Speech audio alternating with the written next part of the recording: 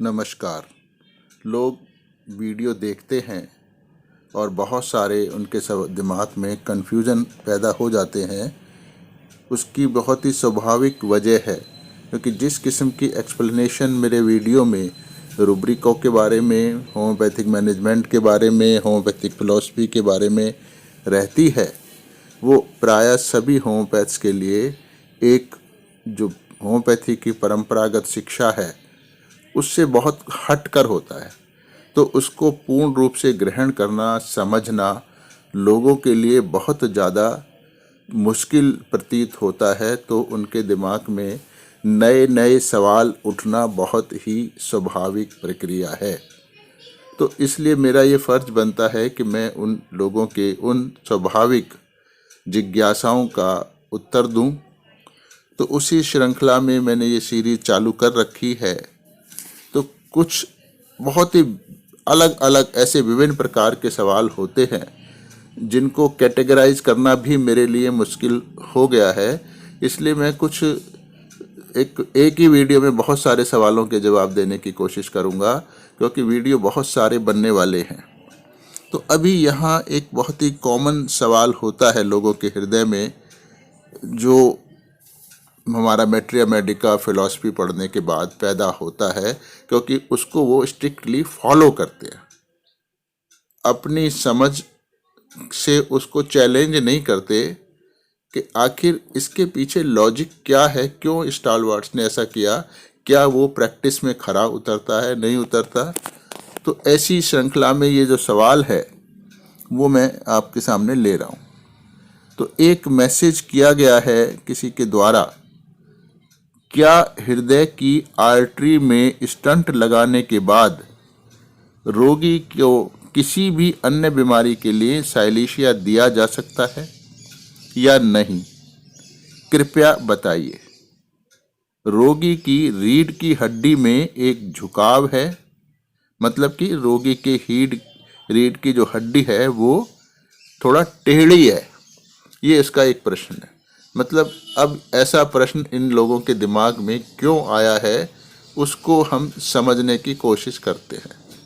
इसके पीछे बड़ी सूक्ष्म सी वजह है कि ये कहा जाता है कि अगर साइलेशिया को लोअर पोटेंसी में दिया जाए तो वो जो फॉरेन बॉडीज हमारे शरीर में किसी तरह से चली गई हैं, जैसे कोई बुलेट चली गई है, कोई स्प्लिंटर चला गया है, कुछ भी कांच लग गया है, कांटा लग गया है, कोई स्कार बन गया है, तो वो उसमें सुपुरेशन यानी पस फॉर्मेशन पैदा कर देता है और उस चीज़ को शरीर से बाहर निकालने की कोशिश करता है। हमारी बॉडी उसको कोशिश करती है। ये सैलेशिया का नॉर्मल डिस्क्रिप्शन होता है।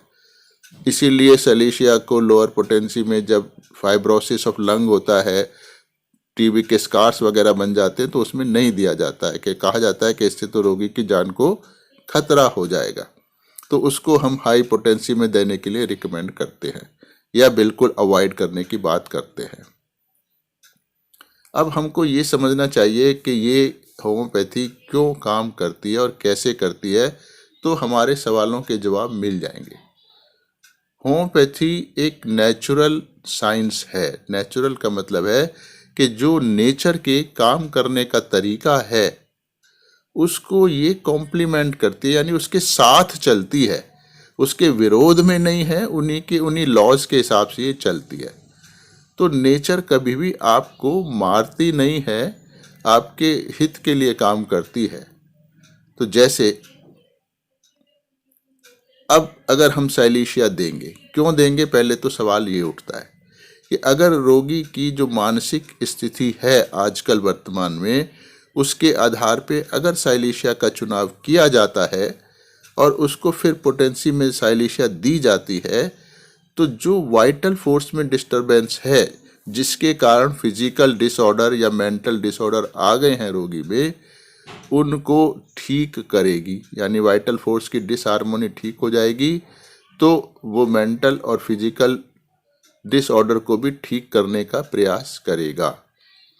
अगर उस प्रयास में जो फॉरेन बॉडी हमारे शरीर में पड़ी हुई है उसको एक्सपेल करना वाइटल फोर्स के विजडम के हिसाब से ठीक होता है तो उसको एक्सपेल करने की कोशिश करेगा।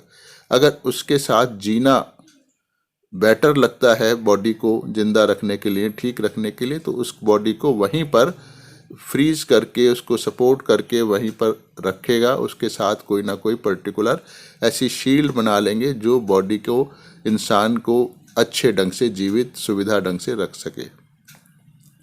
तो ये वाइटल फोर्स का अपना तरीका होता है, नेचर का अपना तरीका होता है चीज़ों को सरवाइव कराने का।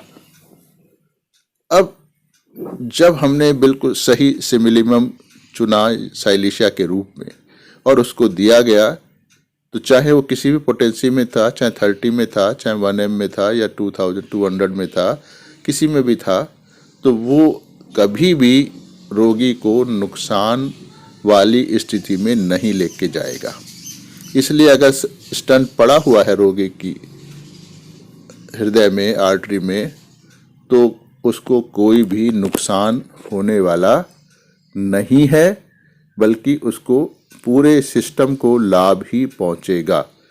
तो आपको देखना यह है कि आपकी दवाई का सिलेक्शन कैसे किया गया था।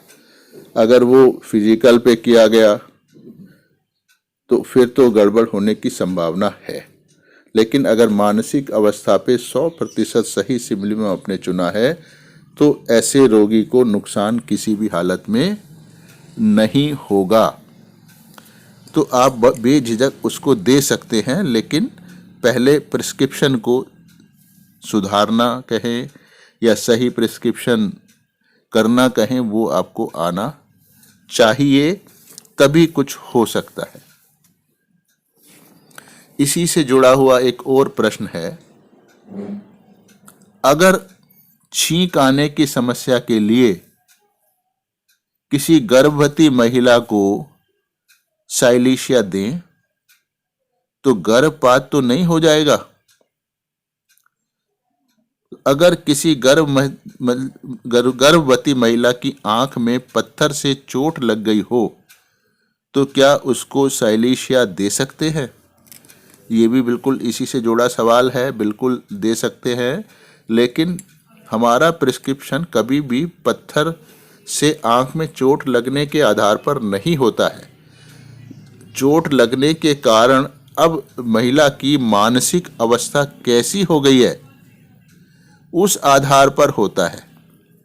तो अगर चोट पत्थर लगने के बाद रोगी की मानसिक अवस्था या गर्भधारण करने के बाद मानसिक अवस्था साइलिशिया वाली आ गई है, तो फिर निश्चित रूप से साइलिशिया हम दे सकते हैं। उसको किसी भी हालत में गर्भपात नहीं होगा, क्योंकि गर्भ धारण करना एक प्राकृतिक प्रक्रिया है, नेचुरल प्रोसेस है।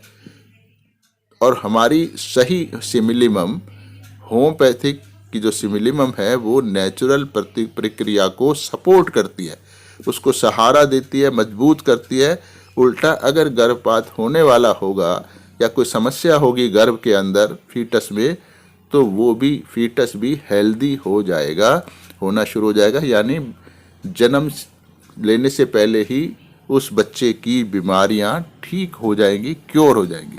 तो इसलिए ये जितने भी प्रश्न हैं, तो ये हमारी उसी धारणा का एक हिस्सा है कि जो हम पहले सोचते आए हैं कि ऐसा नहीं, वैसा नहीं, वगैरह वगैरह। तो मुझे लगता है कि आपके सवाल का जवाब मिल गया होगा। कुछ ऐसे ही और भी साइलिशिया से जुड़े हुए चीज़ें हैं। इस वीडियो के बैकग्राउंड में जो श्री माता जी का वीडियो मैंने डाला है, वो इसलिए डाला है क्योंकि इंसान का अंतिम लक्ष्य मोक्ष को पाना होता है, और जो सिर्फ श्री माता जी ही कराती हैं रोगी की कुंडलिनी जगाकर। तो आप अपनी कुंडलिनी जगाएं सहयोग के माध्यम से। इसलिए मैं आपके मन में जिज्ञासा पैदा करने की कोशिश कर रहा हूं, ताकि आप सहयोग से कुंडलिनी जगाएं और जिससे आपको लाभ हो, आप मोक्ष को प्राप्त कर सकें।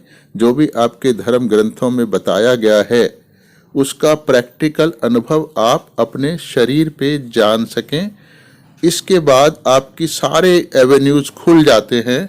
आपको होम्योपैथी का ज्ञान, घर गृहस्थी का ज्ञान, विज्ञान का ज्ञान सभी कुछ प्राप्त होने लगता है। मतलब कि आप जो कुछ असत्य का दायरा है उसका दायरा तोड़कर सत्य से एकाकार हो जाते हैं। इसलिए ये वीडियो के बैकग्राउंड में डाला जाता है।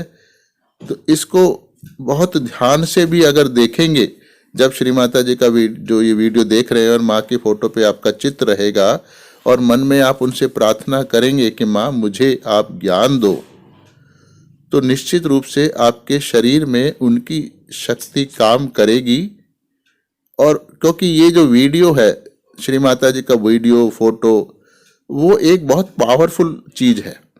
वो आपकी हर चीज को सुनता है, देखता है, जानता है और आपके मन में उठने वाले उन विचारों पे कार्य करता है, जिसके बारे में आपको मेरी बातें बड़ी अनसाइंटिफिक लग सकती हैं, पर जब आप इसको करने लगोगे तो ये सब का प्रैक्टिकल अनुभव आपके शरीर पर आएगा। तो इसी वजह से मैं हर वीडियो में कहीं ना कहीं श्री माता जी का फोटो या वीडियो डालता हूँ। धन्यवाद।